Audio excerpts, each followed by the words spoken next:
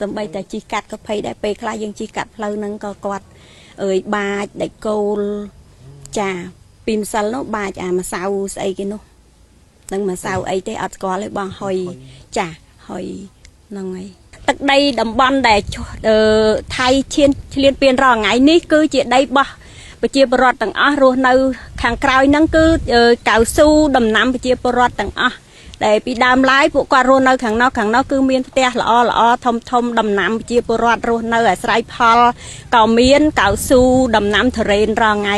គឺគាត់អាស្រ័យផលរយៈពេលដែលថៃឈ្លានពានមកនេះគឺពួកគាត់ឥឡូវហ្នឹងគាត់បានកាន់កាប់ទាំងស្រុងទាំងអស់ហើយប្រជាពលរដ្ឋរាល់ថ្ងៃនេះភាគច្រើនគឺជាប្រហែលជា 50-60% ដែលគាត់ចូលផ្ទះវិញអត់បានគាត់រស់នៅលើភូមិជំរំភាសឹកក៏មានជួនកាលគាត់សុំស្នាក់អាស្រ័យផ្ទះប្រជាពលរដ្ឋយើងនៅខាងក្រៅទៀតក៏មានពេលខ្លះទៅគាត់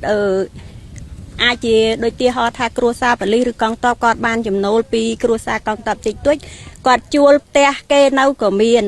ញ្ចឹងទៅពេលមុនមកមួយខែ40,000ឥឡូវអាចនឹងធូរថយឲ្យគាត់ប្រហែល20,000ក៏មានអញ្ចឹងទៅគាត់ដដាបដដួសទាំងអស់ហ្នឹងគឺរស់នៅដើម្បីថាលើទឹកដីខ្លួនឯងរស់នៅរងថ្ងៃគឺជួបហានិភ័យច្រើនសម្រាប់ប្រជាជននៅឃុំថ្មដាទាំងអស់គ្នា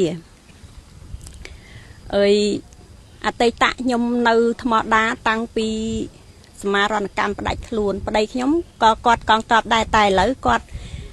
បានផ្ដាច់ពីកងទ័ពហើយដោយសារគាត់គេហៅថាចូលវ័យវិវត្តចាចូលវ័យវិវត្តចាខ្ញុំរស់នៅតាំងពីចំណាក់ឆ្នាំ1999មកទល់សប្តាហ៍ថ្ងៃនេះវាចូល26ឆ្នាំហើយកូនខ្ញុំមាន4នាក់រស់នៅនៅខេត្តនេះទាំងអស់គឺបើនិយាយឲ្យចំទៅគឺគាត់រស់នៅហៅថាហានិភ័យទាំងអស់គឺបាត់ការរៀនសូត្រចារៀនមិនបានជាប់លាប់ឥឡូវនេះទៅមុនមករៀនបានមួយអាទិត្យចឹងទៅ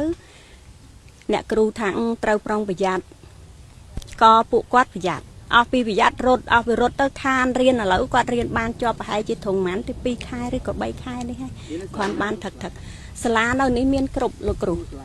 ចាសាលាបឋមសិក្សាហ៊ុនសែនថ្មដាចាភ័យខ្លាចគ្រប់បែបយ៉ាងទាំងអស់រស់នៅរងថ្ងៃភ័យខ្លាចទាំងយប់ទាំងថ្ងៃដើរហើរធ្វើការរកស៊ីក៏ភ័យដែរតែរងថ្ងៃនេះអត់មានរកស៊ីអីទេបងអត់ចាអត់មានអាលីងពីមុនមកយើងមានទិញទួចខាងការអភិវឌ្ឍរបស់រាជរដ្ឋាភិបាលអីចឹងទៅគាត់មានអភិវឌ្ឍមួយអញ្ចឹងយើងធ្វើកម្មករគេចាចំណូលបានមួយថ្ងៃ10រៀលឬក៏ជាង10រៀលអីចឹងទៅដើម្បីចិញ្ចឹមជីវិតតែឥឡូវអត់មានទេបងសូន្យហ្មងគ្រាន់តែគាត់ថាឈប់បាញ់គាត់ព្រុសឈ្លានពានចូលមកហ្មងអូមានការឈឺចាប់ខ្ញុំឈឺចាប់ខ្ញុំរត់ចោលផ្ទះសបែងបើនិយាយទៅនិយាយមិនចាញ់បងបាក់កន្លែងហ្នឹងដូចថាវាកន្លែងហ្នឹងមានទឹមឈ្លានពានទឹមលើនេះតាបងចាទឹមលើនេះទេជ្រៅកន្លែងជ្រៅក្រោយក្នុងបងនេះជាចកាកស៊ូឬក៏ចកាអីផ្សេងហ្នឹងចម្រោះបងតំណាំដាំដុះរបស់ជាពលរដ្ឋគាត់មានទាំងអស់ចា